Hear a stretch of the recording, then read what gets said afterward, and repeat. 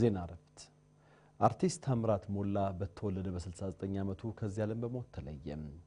ከአባቱ ከፊታውራሪ ሞላ ዘለለውና ከእናቱ ከወይዘሮ አበራሽ የኔ የተወለደው አርቲስት ታምራት እድሜው ለትምህርት ሲደርስ የቤተ ክህነትና ዘመናዊ ትምህርትም ተከታትሏል።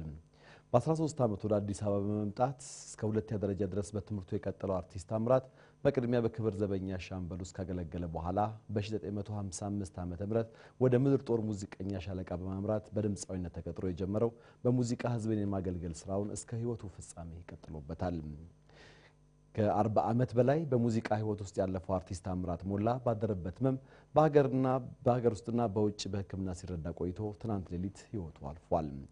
ዘመን በማይሽራቸው ሙዚቃዎቹ የሚታወቀው አርቲስት ታምራት ቤተሰቦቹ፣ ወዳጅ ዘመዶቹ፣ የጥበብ ባለሙያዎች፣ ጓደኞቹ፣ ታዋቂ ግለሰቦች፣ ባለስልጣናት፣ የሃይማኖት መሪዎች እንዲሁም አድናቂዎቹ በተገኙበት ዛሬ የካቲት 4 ቀን 2005 ዓ.ም ከቀኑ በ10 ሰዓት በቅድስት ሥላሴ ካቴድራል ቤተክርስቲያን የቀብር ስነ ስርዓቱ ተፈጽሟል።